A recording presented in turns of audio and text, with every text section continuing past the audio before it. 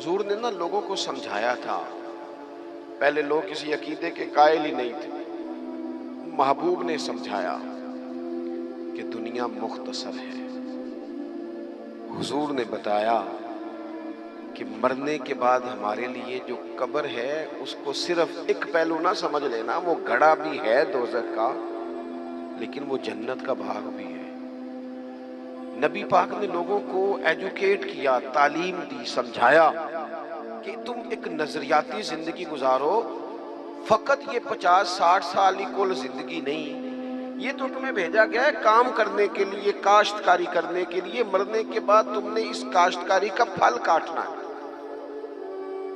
تم اب یہ تعلیم اتنی راسخ ہو گئی لوگوں کے دلوں میں، اور صرف لوگوں کو نہیں سمجھایا. وہ ہمارے ہاں پیران نظام یہ کرتے ہیں، لوگوں کہتے ہیں فقیر ہو جاؤ، فقیر ہو جاؤ، فقیر ہو جاؤ. لوگ فقیر ہوتے جاتے ہیں اور پیر صاحب امیر ہوتے جاتے ہیں. وہ مالدار ہوتا جاتا ہے، لوگوں کو فقر کا سبق پڑھاتا جاتا ہے. نبی پاک علیہ السلام نے لوگوں کو جب یہ کہا نا کہ زندگی چند روزہ ہے، تو یہ تعلیم لوگوں کو تو دی، لیکن اپنا حال یہ تھا ایک وقت روٹی کھائی اور 3 وقت فاقہ کیا. محبوب نے چٹائی پر آرام فرمایا. حضور موٹے بان کی چارپائی پہ لیٹے، موٹے بان. اور حضرت عمر فرماتے میں تبن سخت تھا، لیکن حضور کی کمر پر جب میں نے چارپائی کے نشان دیکھے تو میں رو پڑا. یا رسول اللہ، اللہ کے دشمن اتنی موج میں ہیں اور آپ تو. حضور نے ایک تو یہ ہے نا کہ آپ کی پیار میں کوئی رو رہا ہے تو بندہ کہے کوئی نہیں بس حالات ایسے، نہ. محبوب نے نظریہ بیان کیا، نظریہ. فرمایا عمر تم پسند نہیں کرتے کہ وہ تھوڑی سی دنیا میں آسانی دیکھیں اور آخرت میں رسوا ہو جائیں، اور ہم دنیا میں تھوڑی سی مشکل دیکھیں اور آخرت کی ساری عزت اللہ ہمیں ہی عطا فرما دے. تو حضور تعلیم دیتے، سمجھاتے، قائل کرتے، دلیل دیتے، لوگوں کو سمجھ آتی. اور وہ پھر شعور اتنا بلند ہوا، اتنا بلند ہوا، اتنا بلند ہوا، یقین، علم الیقین تک سے شروع ہو کر عین الیقین تک پہنچا اور حق الیقین تک پہنچا کہ حضرت انس بن نضر رضی اللہ تعالیٰ عنہ احد کے میدان میں جب موجود تھے نا، تو جنت کی باتیں سن سن کے، وہ تعلیم لے لے کے، قلبی واردات اس طرح کی ہو گئی تھی کہ میدان احد میں کھڑے ہو کے لوگوں سے کہہ رہے تھے نہ ادھر جاؤ، ادھر واپس آؤ. مجھے تو احد پہاڑ کے دامن سے جنت کی خوشبو آ بھی رہی ہے، جنت کی خوشبو آ رہی ہے. تو تعلیم کا کچھ نہ تھوڑا سا سیکھنے کا ماحول بنائیں. ہمارے ہاں الجھنیں بہت زیادہ ہیں. ایک لمبی تعداد ہے لوگوں کی جو ہر وقت ذہنی کشمکش کا شکار رہتی ہے. ایک تناؤ ہے، ایک الجھاؤ ہے. میں گزارش کرتا رہتا ہوں بزرگوں سے تو نہیں، جو دوست احباب ہیں علماء کی جماعت میں کہتا ہوں کہ لوگوں کے جو مسائل ہیں اس پر گفتگو کی جائے. لوگوں کو ذہنی آسودگی کا موقع میسر آئے، انہیں پتہ چلے کہ یہ ہمارا اصل مسئلہ ہے. ہمارے جو دیکھیں نا، حسد بہت بڑا مسئلہ ہے. اس پر نبی پاک علیہ الصلوۃ والسلام کی درجنوں احادیث موجود ہیں، اور اس کے ہر پہلو پر حضور نے ہمیں سبق دیے. بغض پر، جھوٹ پر، بدی پر، خیانت پر، رزق حلال کے فضائل پر، محبت پر. یہ جو ہمارے مسائل ہیں، ہم اگر حضور سے سیکھ لیں. ایک جنگ بنی رہتی ہے گھروں میں، چوکوں میں، چوراہوں میں، آپس میں، دفتروں میں، کٹھے بیٹھنے والے لوگوں میں. حتیٰ کہ دینی ماحول میں بھی اگر چند لوگ مل کے کام کرتے ہیں تو وہاں بھی کچھ نہ کچھ آپس میں چیزیں دلوں میں موجود رہتی ہیں. شرط یہ ہے کہ ہم حضور سے سیکھیں، کشادگی پیدا ہوگی، دل بڑے ہوں. تو نبی پاک نے اپنے لیے بطور معلم کا لفظ اعزاز کے طور پر حضور نے بیان کیا. اور دوسرا، حضور نے فرمایا میں نا اخلاق عالیہ کی تکمیل کرنے دنیا میں آیا ہوں. ایک ہوتا ہے کوئی اچھی بات کرنا، بہت سارے لوگ اچھی باتیں کرتے ہیں، اور آج کل تو سارے لوگ ہی اچھی باتیں کرتے ہیں، پر مسئلہ صرف اتنا ہے کہ کرتے دوسروں کے لیے. جتنی اچھی باتیں ہو رہی ہیں وہ ساری اچھی باتیں دوسروں کے لیے. اگر وہ اچھی بات جو ہم کر رہے ہیں صرف وہ والی کریں نا جس پر ہم عمل کرتے ہیں، تو جو تبلیغ عمل سے ہوتی ہے وہ دیر پا ہوتی ہے، اس میں وسعت ہوتی ہے. اللہ کے پیارے رسول صلی اللہ تعالی علیہ وسلم نے صرف اچھی بات نہیں کی، آپ توجہ کریں گے میری بات پر، حضور نے صرف ایسا نہیں کہ ایک اچھی بات محبوب نے کر دی، حضور نے وہ والی اچھی بات کی ہے کہ اس سے زیادہ اچھی بات ہو سکتی نہیں۔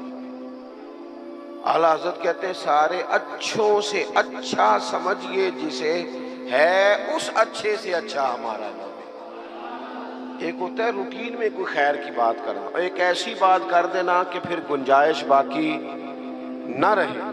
نبی کریم علیہ السلام نے وہ خیر کی باتیں کی ہیں کہ مزید پھر گنجائش ہے۔ یہ جو ہمارے ہاں مصیبت بن گئی ہے نا کہ ہم نے وہاں سے بھی سیکھنا ہے دانش میں، وہ ہمارے اسکولوں کالجوں کی دیواروں پر انگریزوں کے قول بھی لکھ دیے۔ تو میں کہتا ہوں کیا احادیث ساری یاد ہو گئی تھی بچوں کو؟ قرآن مجید کی آیات یاد ہو گئی تھی؟ اور کیا کوئی ایسی بات تھی جو حضور نے بیان نہ کی ہو، جو آپ کو ادھر ادھر جانا پڑا؟ اللہ کے پیارے رسول صلی اللہ تعالی علیہ وسلم نے تکمیل کر دی اخلاق عالیہ، بلندی اخلاق جہاں تک جا سکتے تھے وہ ساری چیزیں حضور نے ہمیں دی ہیں۔ اخلاق کی کوئی ایسی بات نہیں جو رسول پاک صلی اللہ تعالی علیہ وسلم نے ہمیں نہ بتائی ہو، اور وہ باتیں ہمیں یاد بھی ہیں۔ بس مسئلہ یہ ہے کہ تقریریں، میں آج کل یہ دیکھتا ہوں کہ آپ آ جائیں جی، آپ یہاں بھی بیان کر دیں، آپ تھوڑا وہاں بھی کر لیں، تھوڑا وہاں بھی کر لیں۔ تو میں یہ اکثر کہتا ہوں دوستوں سے کہ اگر تو تقریریں ہیں فقط کانوں کی لذت کے لیے، پھر تو سارا دن سنیں، اور اگر عمل کے لیے ہے نا تو پھر میرا خیال ہے 20 منٹ اگر کسی نے کوئی بات سن رکھی ہے تو وہ عمل کے لیے کافی ہے، وہ عمل کے لیے کافی ہے۔ وہ بزرگ ایک مثال دیا کرتے تھے کہ ایک شخص نے کسی مولانا سے سن لیا تھا، بعض اوقات لوگ کھیتوں میں قضائے حاجت کے لیے جاتے تھے پیشاب کرنے، تو کہا سخت جگہ پہ پیشاب نہ کرو، وہ اس لیے کہ پیشاب کے چھینٹے پلٹ کر کپڑوں پہ نہ آئیں۔ تو اس بیچارے نے وہ مسئلہ سن لیا، وہ صرف نعرے والا نہیں تھا نا، عمل والا تھا۔ اس نے پھر نہ اپنی رومال میں ریت باندھ کے کندھے پہ رکھ لی، جہاں اسے قضائے حاجت کا موقع آتا وہ پہلے ریت رکھتا، اس میں وہ پیشاب کرتا تاکہ میرے کپڑوں کو۔ تو کسی نے کہا چل دوبارہ محفل میں جانا ہے، کچھ سننا ہے، تو کہنے لگا نا بھائی بس، جو ایک مسئلہ سنا تھا اس کے لیے کندھے پہ ریت اٹھائے پھرتا ہوں۔ یہ ایک سادی بات ہے لیکن سمجھنے کے لیے ہے، اگرچہ آپ ہنسے پر سمجھنے کے لیے ہے نا، کہ جن کا عمل کرنے کا مزاج تھا وہ تو یہاں تک تھے، اور جن کا خیال یہ کہ اب ویکھیا ساڑی محفل ہوئی، پھر راتی پھر آپ مزہ گیا ہے، او ہو کیا بھئی آپ نے اور میں نے یہی تو کام کیا ہے۔ نبی کریم نے بلند اخلاق سکھائے۔ ایک حدیث اگر میرے ملک میں نافذ ہو جائے نا، ایک، کتنی کہہ رہا ہوں؟ ہاں نہ نہیں کرتے آپ، ناراض ہیں؟ کتنی؟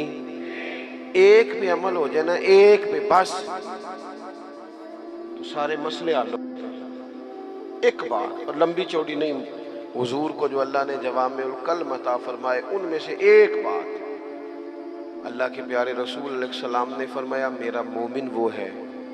اتنی بڑی بلند اخلاق کی بات ملے گی نہیں آپ کو۔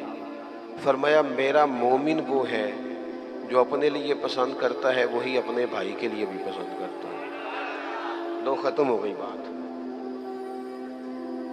آج کے بعد زندگی میں یہ ایک بات طاری کر لو، ایک صرف، کہ جو اپنے لیے پسند کرنا ہے وہی اپنے، کوئی ملاوٹ ہوگی، کوئی آدمی غلط چیز بیچے گا، کوئی غلط چیز بنائے گا، کوئی خرابی پیدا ہوگی، کیوں کہ اس نے نا، میں دکان پہ ایک دفعہ کپڑے خریدنے کے لیے بیٹھا تھا تو ایک صاحب کہنے لگے پیر صاحب یہ لے لے آتے، میں بھی پایا ہے۔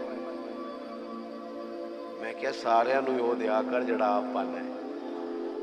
دیکھو نا یہ کیا بات ہوئی، آپ کو پہچان ہے نا کہ یہ کپڑا ٹھیک ہے، تو آپ باقیوں کو خرید، آپ مارکیٹ سے لے کے ہی وہی آئیں بس، جو آپ سمجھتے ہیں کہ یہ لوگوں کے لیے۔